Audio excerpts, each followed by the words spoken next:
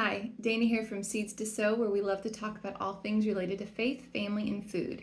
And today I wanted to talk about one lifestyle habit that I believe if you incorporate will highly simplify your life, your days in so many ways, and will just take off some of the mental strain that we often have on a day-to-day basis.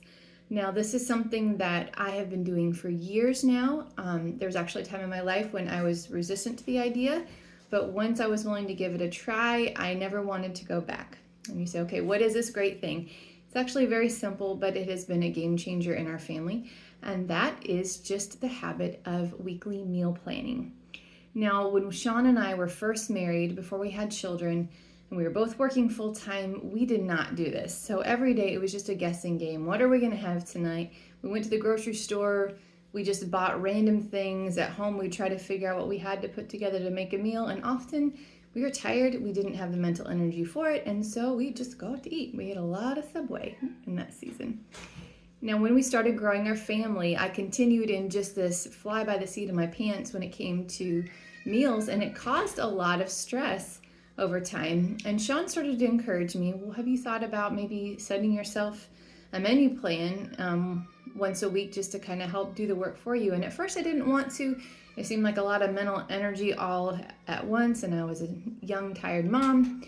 But I finally decided to go ahead and give it a try. And so I would sit down typically on a Saturday or Sunday night, and I would write out the meals for the coming week, and then I would build my grocery shopping list. And in that I learned not only was I saving money at the grocery store because I wasn't buying just random things, but as the week went on, there was such a weight of pressure that came off as I knew what was on the dinner plan for that day. This is something that all of us face, whether you're single or married, whether you have one child or many children, we all have to eat every day, and we have to figure that out. And it's so easy to just let that become just a spur of the moment thing, which often leads to extra spending, less healthy choices, and then just the stress and the bother of trying to figure things out from day to day. And so once I started feeling the benefits of that, I decided to keep going. Now, for years, I would just write down my meal plan on just a scrap piece of paper and then discard it once I did my grocery shopping. But then I started realizing there's some days I was just tired. When I'd sit down to do my weekly meal plan, I'd be like, I know there were some meals that we've really enjoyed recently. I can't remember what they were. What was that new one that we tried? I just was having a hard time coming up with any fresh creativity for what to eat. And that's when I decided to implement just using a simple calendar. So I'm recording this actually on September 1st. So I just did my first week of meals for September. But what I love about the calendars is I can hang it on the side of my refrigerator, and when I come to my meal planning for the week, if I'm struggling on what I want to make, I can just look back at previous months and I can see, okay, this is what we had way back in April, and maybe there's some things that we haven't repeated for a while, or maybe there's some family favorites, and I kind of keep an idea of how often we're eating those, and when I want to add in new recipes, when I want to just do the tried and true ones that we have.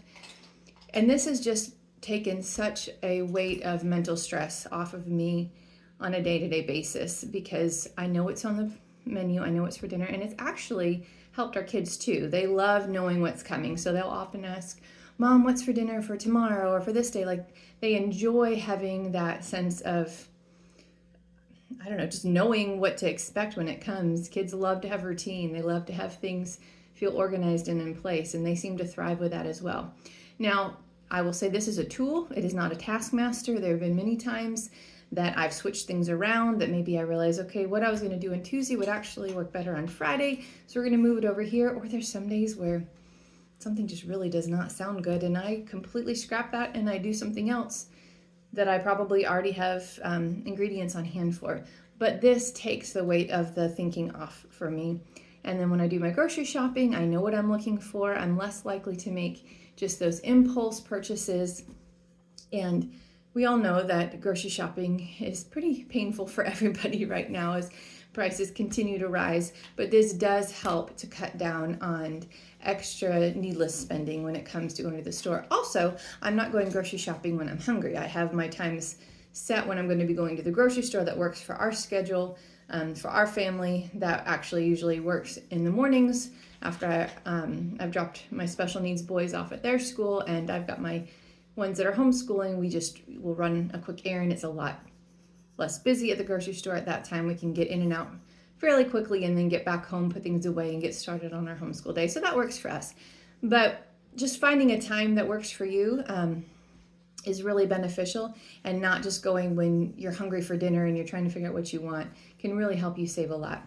Now, I will say that I only plan our suppers. We have just kind of systems and patterns in place for our breakfasts and lunches and snacks. So for years now, our family eats baked oatmeal in the morning, and it may seem like that would get boring after a while, but it works for us.